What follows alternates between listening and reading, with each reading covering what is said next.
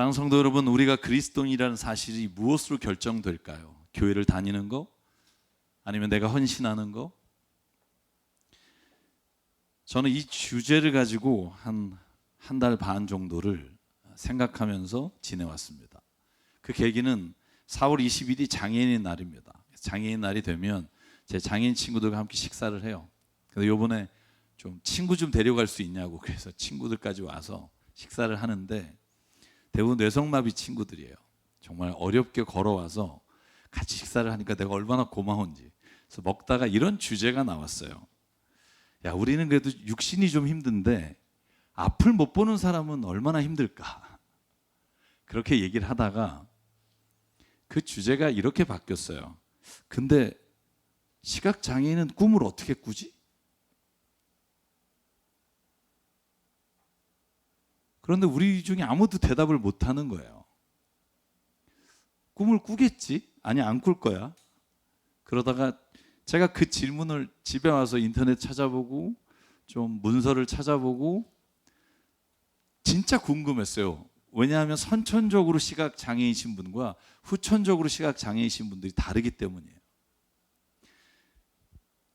제가 직접 만나서 이야기도 나눠보고 책을 읽어보니까 시각장애인분 중에 후천적인 장애를 가진 분은 자기가 눈을 떠서 볼 수 없었던 시기까지의 기억들로 꿈을 꾸시는 거예요. 아무리 새로운 사람을 만났어도 그 사람이 누군지를 본 적이 없으니까. 선천적인 시각장애를 가지고 태어나신 분은 한 번도 꿈을 꾼 적이 없는 거예요. 이렇게 상상이 되시나요? 꿈을 안 꾼다는 게? 근데 꿈은 꾸세요. 18%는요 미각으로 꿈을 꿨어요. 맛으로. 30%는 후각으로 꿈을 꿔요. 70%는 촉각으로 꿈을 꾸신대요. 그런데 86%는 꿈을 꾼 사람, 경험이 있는 사람 중에 86%는 소리로 꿈을 꾸세요. 여러분, 전 생각해보지도 못했어요. 노란색과 초록색과 파란색이라는 걸 본 적이 없는 사람, 그분이 어떻게 꿈을 꿀까? 역시 한 번도 본 적이 없기 때문에 상상도 해본 적이 없어요. 저는요, 그 이야기를 생각하고 그리고 그분들 만나서 이야기 나누면서 두 가지를 깨달았어요. 첫째는 우리 누구나 꿈을 꾸지라는 생각이 당연한 것처럼 여겼지만 이 세상에 정말 당연한 것조차도 당연하지 않은 사람이 참 많다는 거. 야, 누가 그거 안 하고 사니? 그런데 그런 사람이 있다는 거. 두 번째는 우리가 인생을 살아가면서 보고 듣는 것이 우리의 삶에 얼마나 큰 영향을 끼치는가 하는 거예요. 우리가 꿈을 꾸는 거, 무의식조차도 우리가 봤던 거, 우리의 삶에서 들었던 것을 가지고 꿈을 꾸는 거예요. 그렇다면 우리가 삶에서 무엇을 보느냐, 무엇을 듣느냐가 우리의 삶의 방향과 우리의 삶의 의미를 결정한다는 거예요.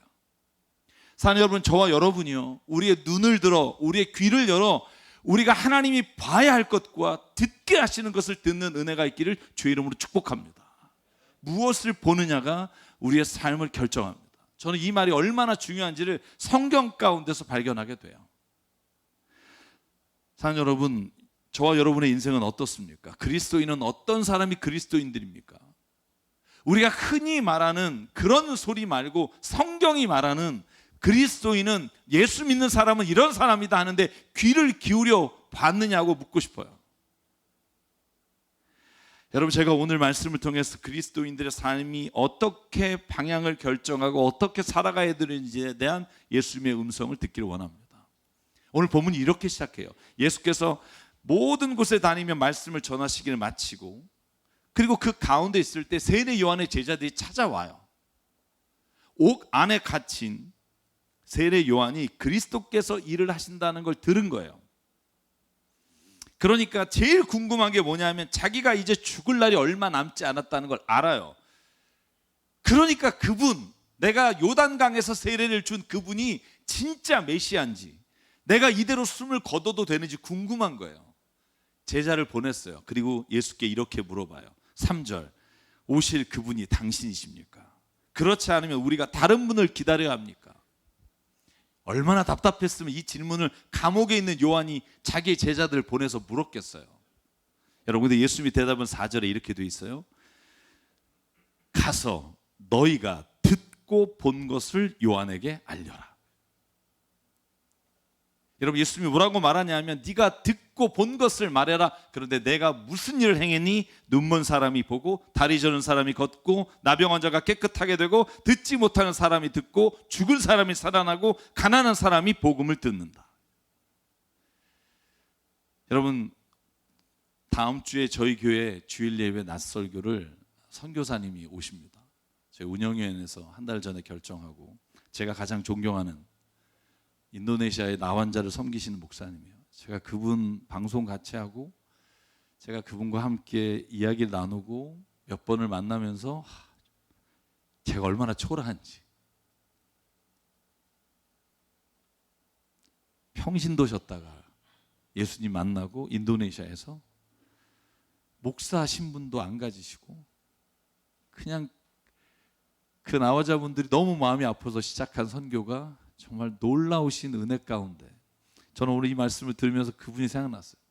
이번에 들어오신 것도 걷지 못하는 아이들을 수술해 주는 병원에 데려오셔서 지금 봉사하고 계세요.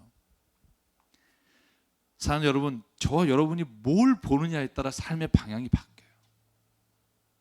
매일 우리가 만나는 사람들이 나도 저렇게 되고 싶다, 야 나는 왜 저렇게 안 되지, 우리 애는 왜 저럴까라고 하는 사람만 보면 세상이 다 그런 사람밖에 없는 것 같고 나는 패배자같이 느껴져요. 그런데요, 세상을 볼 때 주께서 원하시는 걸 보면 패배자가 아니라 진짜 내가 잘 살고 있구나, 와 내가 진짜 인생을 이렇게 주님이 원하시는 삶을 살았구나 하는 말로 변하게 된다는 거예요.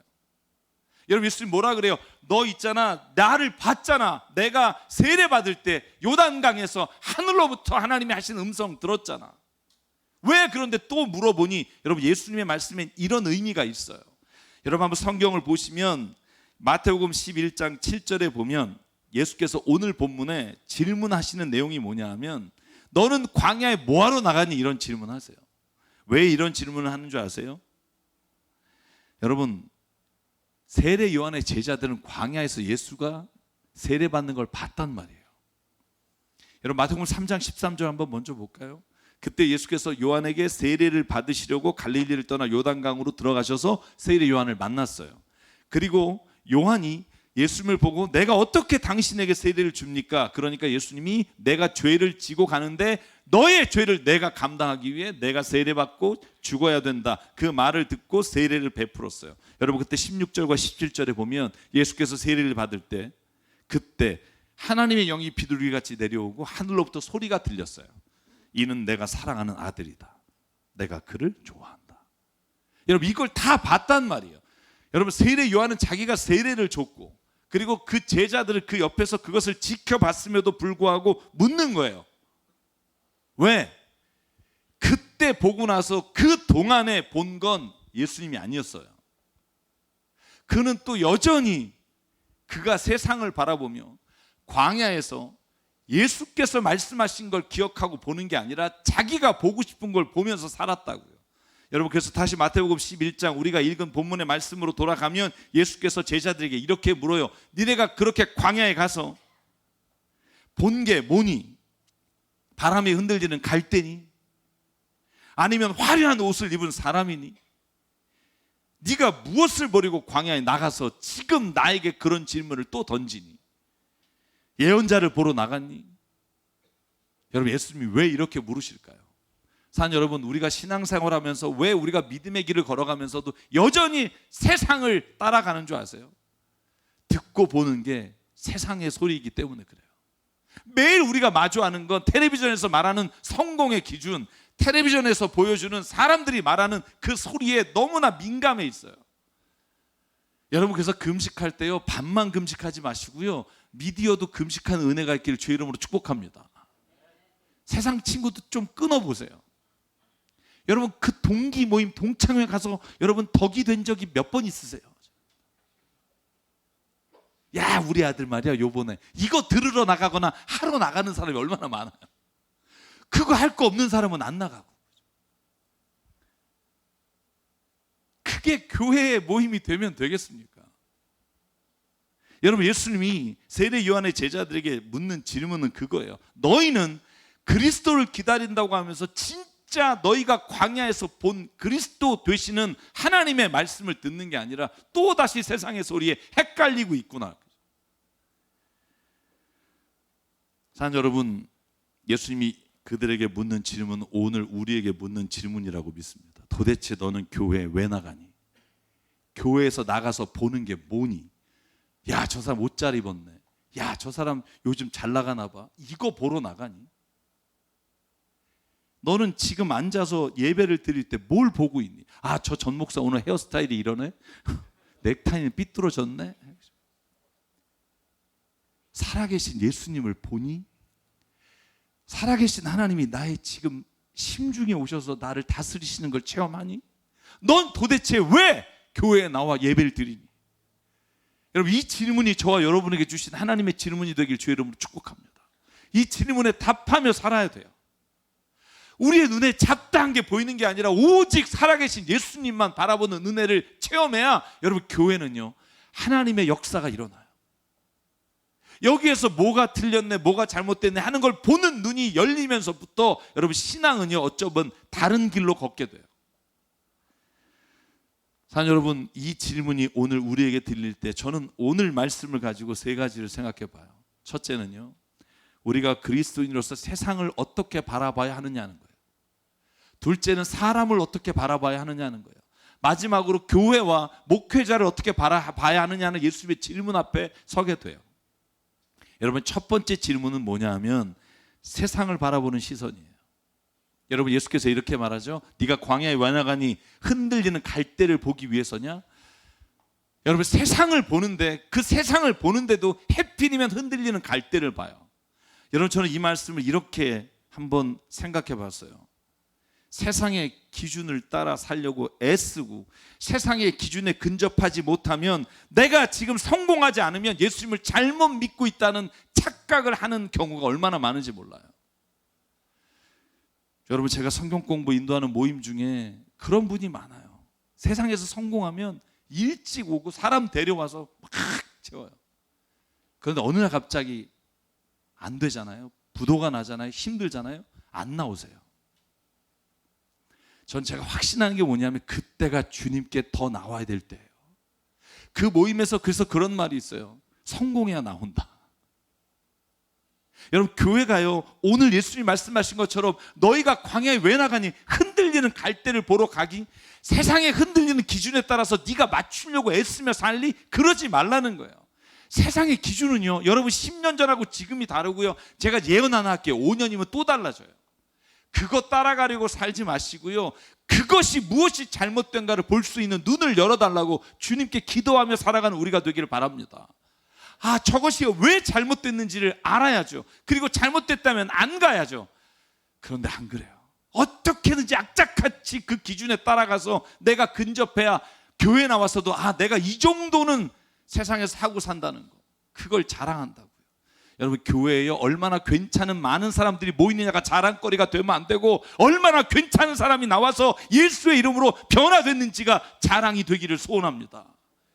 우리 교회는 말이야, 누가 다녀가 아니라 우리 교회는 그 사람이 지금 이렇게 예수님 만나고 변했어. 그가 옛날에는 위에만 보다가 이제는 진짜 뭘 바라봐야 되는지 알게 됐어. 여러분, 이 말이 들릴 때 교회는 그 말과 소리로 하나님의 은혜로 채워지는 곳인 줄 믿습니다. 세상의 기준에 맞추고 살다 보면 여러분, 우리는요, 그것에 뒤치지 않으려고 애쓰지 예수의 말씀을 따라 그 세상을 바꾸려고 하지 않아요. 저는 적어도요, 우리 교회 교인이 얼마나 많은지 적은지를 떠나서 교회는 세상을 바꾸는 곳이라고 믿습니다. 이렇게 찝찝하게 아멘하시면 안 돼요. 여러분, 교회는 세상을 바꾸는 곳인 줄 믿습니다.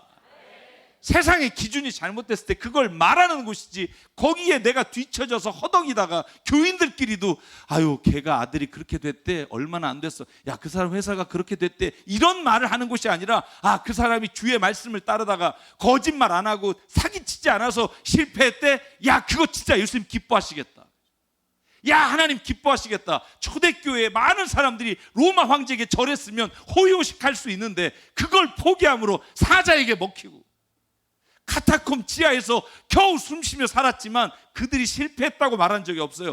네가 예수님의 복을 받은 자야, 하나님이 너와 함께 하셔.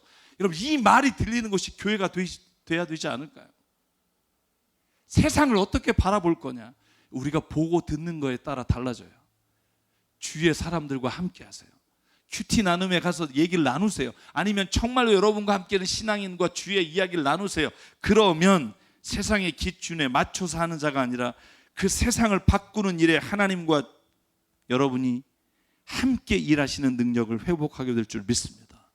그래서 예수님이 세상을 떠나시기 전에 요한복음 17장에 이렇게 기도합니다. 이 기도가 얼마나 눈물 나는지 몰라요. 나 이제 아버지께로 갑니다. 내 기쁨이 여기 남아있는 자들의 속에 충만하기를 바랍니다. 나는 그들에게 아버지의 말씀을 주었는데 세상은 그들을 미워합니다. 예수님 믿으면 세상이 미워한대요. 얼마나 마음이 아프겠어요. 나를 믿는데 그거로 세상에서 고난을 당해. 여러분 예수님이 그러니까 이렇게 기도하는 거예요. 주님, 그것은 내가 세상에 속하지 않은 것과 같이 그들도 세상에 속하지 않기 때문입니다. 내가 아버지께 비는 것은 그들을 세상에서 데려가시는 것이 아니라 악한 자에게서 그들을 지켜주시는 것입니다. 내가 세상에 속하지 않은 것과 같이 그들도 세상에 속하지 않았습니다. 진리로 그들을 거룩하게 하여 주십시오. 아버지의 말씀은 진리입니다. 아멘. 세상에 속하지 않아서 때로는 실패할 때가 있어요. 때로는 사람들이요 쟤 좀 덜 떨어졌다고 말할 때가 있어요. 근데 그게요 자랑이 되는 교회가 됐으면 좋겠어요. 그분 예수님 신실하게 믿는 것 때문에 그걸 포기했대. 교회에서는 그게 자랑이 돼야죠. 제 은사님께서 제게 이런 말씀 해주셨어요. 세상에 목회하고 혹은 신학하면서 살아갈 때 세상에서 성공 못하고 뒷걸음질 치고 꼴찌라는 생각이 들 때가 많을 거야. 예수 믿고 야 너 잘 나갈 수 있었는데 나 왜 이렇게 살지, 그런 생각이 들 때가 있을 거야. 그땐 말이야 달려가다가 도저히 꼴찌에서 면하지 못할 것 같지, 그러면 뒤돌아서 달려. 그럼 네가 1등이야. 뭐 위로도 아닌 위로를 주시더라고요. 꼴찌로 달린다고 생각할 때 뒤로 돌아 달려. 그리고 네가 표대를 정해. 그럼 네가 1등이야. 여러분 저는 이 말이 계속 마음에 남아요. 주님을 위해 살다가 여러분 세상의 경쟁에서 좀 뒤처지세요. 그래서 막 예수 잘못 믿는 것 같아서, 아니요, 때로는 예수께서 말씀한 것처럼 진짜 네가 나를 믿기 때문에 세상에서 그렇게 처질 때가 있어. 그럴 땐 뒤돌아 뛰어. 그러면 세상의 기준이 아니라 주님이 보신 기준에서 네가 1등으로 달리고 있다는 걸 보게 될 거야. 여러분 이 은혜가 저와 여러분에게 있길 주의 이름으로 축복합니다. 두 번째, 사람을 바라보는 시선이에요. 여러분 오늘 예수께서 뭐라고 딱 꼬집어 말하는 줄 아세요? 화려한 옷을 입은 사람을 보러 가느냐예요. 여러분 광야에 화려한 옷을 입은 사람이 몇 명이나 있겠어요? 가끔 있겠죠. 근데 광야라는 곳에 가서 화려한 옷을 입은 사람을 찾아.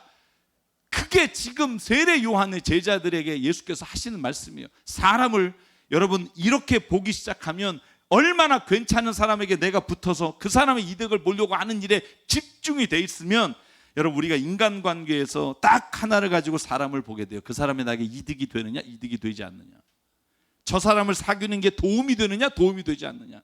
그래서 여러분 가끔 문제가 많잖아요. 아파트에 임대 아파트랑 같이 지어놓으니까 그 사이에 담장을 쳐놓고 학교가 같은 데로 배정되지 않게 해달라고 데모하고. 왜냐하면 걔네들은 너네 인생에서 야 아무 도움이 안 돼, 사귀지 마. 여러분 그런데요 성경을 읽어보면, 여러분 성경을 보면 그 기준이 완전히 반대라는 거 아세요? 누가복음 15장 선한 사마리아 사람 이야기를 들어보실래요? 예수께서 뭐라고 말해요? 대제사장과 레위가 그때 강도 만난 자의 곁을 지나가는데 피해서 갔다는 거예요. 왜? 별로 득이 안 되니까. 오히려 내가 그의 피를 만지는 순간 제사장으로서 레위로서 오히려 율법을 어기게 되니까, 쉽게 말하면 내게 득이 안 되는 거예요. 여러분, 제사장이 레위가 율법을 어긴다고 그럼에도 불구하고 그들을 치료했다고 사람들은 욕할지 모르나 저는 하나님은 기뻐하셨을 거라고 믿어요. 여러분, 선한 사마리아 사람은 어떻게 해요? 오늘 본문에 보면 이렇게 되어 있어요. 그 사람이 있는 곳에 있을수록 그를 보고 치근한 마음이 들어. 여러분 기억하십시오. 누구를 봤느냐 하면 그 옆을 지나는 제사장이 아니라 피를 흘리는 사람을 봐요. 그리고 치근한 마음이 들어 올리브 기름과 포도주를 싸맨 다음에 2달란트를 끊어서 여관 주인에게 주고 채워요. 이틀치 품삯이에요. 적은 돈이 아닙니다. 그리고 돌아오는 길에 돈이 더 들면 내가 갚을게요. 여러분, 그런데 예수께서 10장 36절에 뭐라고 말하는 줄 아세요? 이게 사람을 대하는 예수님의 기준이에요. 같이 읽을까요? 시작. 너는 이 세 사람 가운데서 누가 강도 만난 사람에게 이웃이 되어 주었다고 생각하느냐? 그가 대답하였다. 자비를 베푼 사람입니다. 예수께서 그에게 말씀하셨다. 너도 이와 같이 하여라. 이득이 되는 사람을 만나는 게 아니라 내가 도움이 필요한 사람, 내 도움을 필요로 하는 사람이 눈에 보이는 거. 여러분, 이게 그리스도인이 사람을 바라보는 기준이 돼야 할 줄 믿습니다. 그래서 여러분, 교회 안에서 우리가 나눔과 섬김과 교제를 할 때 참 안타까운 일이에요. 그게 쉽지가 않을 때가 있어요. 세상의 사람 관계와 세상에서 만났던 기준들이 그렇지 않으니까 교회 안에서도 그게 이루어지지 않을 때가 있어요. 근데 교회는요, 우리가 밖에서 뭘 하는지, 밖에서 어떤 일을 얼마나 존경받는지는 하나도 안 중요해요. 여기는요, 하나님 안에서 한 형제 자매예요. 여러분, 그걸 우리가 정말 믿고 그걸 사실이라고 진리라고 여기며 만나지 않으면 교회가 똑같이 세상이 돼요. 저는 오늘 예수님의 이 말씀을 기억하시기 바랍니다. 화려한 옷을 입은 사람을 보러 나갔느냐? 아니라는 거예요. 마지막 교회와 지도자를 바라보는 시선이에요. 여러분, 예수님이 이렇게 물어요. 네가 예언자를 보러 나갔니? 예언자가 누구예요? 예수님을 예언하는 사람, 하나님의 역사가 일어날 것을 예언하는 사람이에요. 그런데 오늘 예수님이 뭐라고 말해요? 예언자를 보러 나가니? 그렇다, 맞다. 세례 요한도 예언자가 맞다. 그런데 그걸 보지 말라는 거예요. 그들이 가르치는 자를 보라는 거예요. 예언자를 보러 나갔느냐? 틀렸다는 거예요. 그들이 말한 자를 보라는 거예요. 그게 누구예요? 예수 그리스도.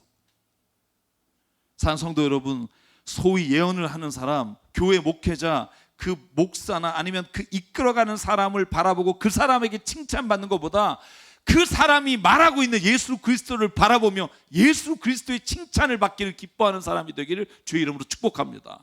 저도 마찬가지예요. 교인의 기쁨을, 교인의 박수를, 교인이 좋아하는 걸 하는 사람이 아니라 진짜 주님이 기뻐하는 걸, 때로는 방향이 달라도 그걸 말하는 사람이 목사여야 한다고 믿어요. 외로워도요, 우리가 그렇게 서로 가야 된다고요. 마태복음 11장 11절에 이해 안 가는 본문이 있어요. 세례 요한이 여자가 낳은 사람 중에 정말 크다. 그런데 하나님의 나라에서는 아무리 작은 자도 이 요한보다 크다. 여러분, 이 말은 신학적 의미가 있어요. 제가 시간 때문에 설명은 다 빼고 신학적으로 말하면 세례 요한은 구약의 인물의 대표예요. 구약의 마지막 사람. 왜요? 예수님의 고난당하시고 죽고 부활하시는 걸 목격하지 못해요. 제가 본문을 읽지 않겠지만 마태복음 14장에 보면 감옥에서 세례 요한은 목 매어서 죽어요. 그 이후에 예수께서 사역하시고 예수께서 죽으시고 부활하시는 걸 본 건 우리 살아있는 사람들이에요. 예수께서 오늘 말씀하신 세례 요한이 하늘나라에서 아무리 작은 자라도 세례 요한보다 크다는 말은 신학적으로 말하면 구약에서 예수 그리스도의 사심과 죽으심과 부활을 보지 못한 사람은 불쌍하다는 거예요. 예수님의 말이에요. 안 됐다는 거예요. 왜? 그것을 본 자는 복되다는 거예요. 여러분, 이건 제 말이 아니에요. 누가복음 10장에 예수께서 하신 말씀이에요. 뭐라고 말해요? 예수께서 제자들에게 말씀하셨다. 따로 너희가 보고 있는 것을 보는 눈은 복이 있다. 내가 너에게 말한다. 많은 예언자와 왕이 너희가 지금 보고 있는 것을 보고자 하였으나 보지 못하였고 너희가 지금 듣고 있는 것을 듣고자 하였으나 듣지 못하였다. 그게 누구예요? 예수 그리스도. 사랑하는 새사람교회 성도 여러분, 저와 여러분이 지금 무엇을 듣고 보고 있습니까? 무엇에 우리의 삶에 집중하고 있습니까? 선거철이라 시끄러워요. 진짜 막 아주 선거 노래 로고송부터 막. 제가 부탁드려요. 여러분이 어느 정당을 지지하시든 어떤 사람을 지지하시든 여러분이 보고 듣는 것이 그 사람에 대한 혹은 왜곡된 이야기가 아니라 주의 말씀으로 그 누구든지 보는 은혜가 있길 바라요. 내가 그 사람을 지지하니까 어떠한 상황도 성경에 맞지 않아도 그 사람을 나는 지지한다라고 말하는 건 틀려요. 잘못된 거예요. 우리의 기준은요, 주의 말씀으로 그 사람을 보는 거예요. 세상에서 어떻게 뭘 이뤘냐가 아니라 주님의 말씀으로 저 사람이 진짜 하나님 앞에 신실하느냐를 보고 결정할 때 하나님이 이 땅을 하나님의 나라의 땅으로 바꾸시는 줄 믿습니다. 제가 마지막으로 간증 하나 하고 마칠게요. 제가 부교육자로 있을 때 새벽 예배를 드렸어요. 월사 기도였던 것 같아요. 새벽 기도를 마치고 인사를 하는데 어떤 분이 이제 올라가서 식사를 하는 곳이었어요. 그래서 아침에 인사를 하는데 어떤 분이 계속 저를 피해요. 입구가 하나니까 나가진 못하고 어쩔 줄 몰라서. 그래서 제가 가서 딱 안으면서 오늘 어찌 오셨네요 그랬더니 술 냄새가 확 나는 거예요. 거의 만취 상태시더라고요. 새벽 예배 오셔서 앉아가지고 예배를 드리고 나가는데 저한테 못 온 거예요. 그 성도분이 저에게 그래요. 목사님 죄송해요. 술 마시고 왔어요. 너무 힘들어서 여기 안 오면 죽을 것 같아서. 제가 그랬어요. 감사해요 집사님. 그럴 때 오는 게 교회예요. 잘난 척하러 오는 게 아니라 진짜 힘들 때 살아계신 예수께서 나를 어떻게 보실까? 그게 교회예요. 성도 여러분, 괴로워도 교회 오십시오. 망해도 오십시오. 술 마셔도 오십시오. 그래서 주님을 보고 들으십시오. 그러면 살리라. 우리가 지치고 쓰러져도 주님 앞에 와야 주의 말씀을 들어야 다시 우리의 길이 보이고 우리의 살아갈 방향이 보입니다. 그래서 오늘 우리가 읽은 마태복음 11장을 예수께서 이렇게 마치고 계세요. 같이 읽고 오늘 말씀을 마칠게요. 시작. 수고하며 무거운 짐을 진 사람은 모두 내게로 오너라. 내가 너희를 쉬게 하겠다. 나는 마음이 온유하고 겸손하니 내 멍에를 메고 나한테 배워라. 그리하면 너희는 마음의 쉼을 얻을 것이고 내 멍에는 편하고 내 짐은 가볍다. 아멘. 사랑하는 성도 여러분, 오늘부터 우리의 보고 듣는 것이 주님이 원하시는 길이 되기를 주의 이름으로 축복합니다. 그렇게 될 때 우리는요, 언젠간 보게 될 거예요. 예수께서 우리의 삶의 인도자가 되셨다는 걸. 그 삶을 원해서 우리가 이 교회에 나오고 그 삶을 원해서 우리가 함께 나누는 은혜가 있길 바랍니다. 오늘 그래서 이 찬양 함께 부르고 싶어요. 이 찬양 제가 말씀을 전할 때 여러 개의 찬양 중에 오늘 아침에야 결정을 했는데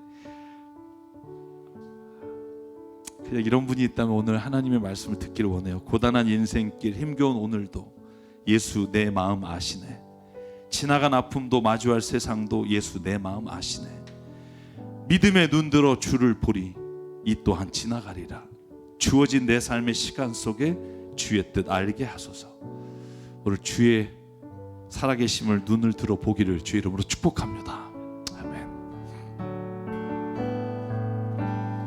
고단한 인생길 힘겨운 오늘도 예수 내 마음 아시네. 지나간 아픔도 마주할 세상도 예수 내 마음 아시네. 한 번 더 고백할게요. 고단한 인생길 고단한 인생길 힘겨운 오늘도 예수 내 마음 아시네. 지나간 아픔도 마주할 세상도 예수 내 마음 아시네. 믿음의 눈 들어 주를 보리. 믿음의 눈 들어 주를 보리. 이 또한 지나가리라. 주어진 내 삶의 시간 속에 주의 뜻 알게 하. 우리 2절 가사 일어나서 함께 부를게요. 하루를 살아도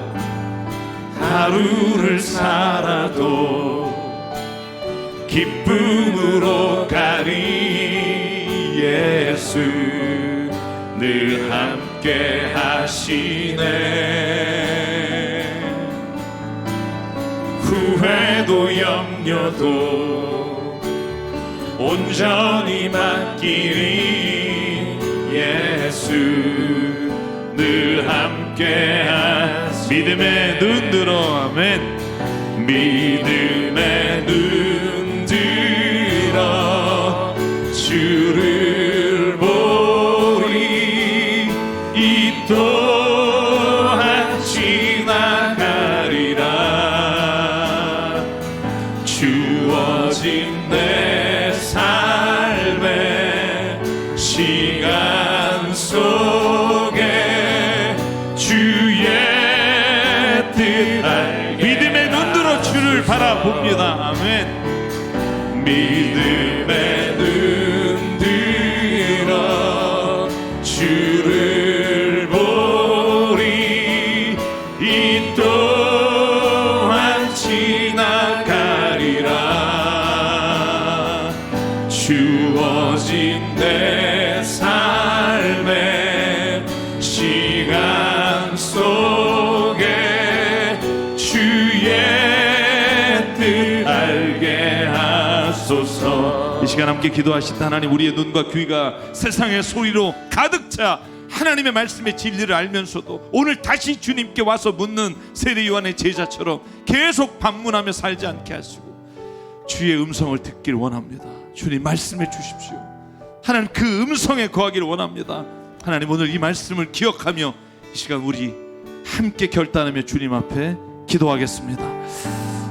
상과 은혜 하나님 감사합니다. 오늘도 주님이 우리를 붙잡아 주시고 성령 안에 하나님 우리를 인도하여 주시사 우리의 눈이 하나님을 바라보게 하시고 우리의 눈이 주의 말씀을 보게 하시고 우리의 귀가 주의 말씀에 주의 음성에 아버지 민감하기를 원합니다. 하나님 역사하여 주시옵소서.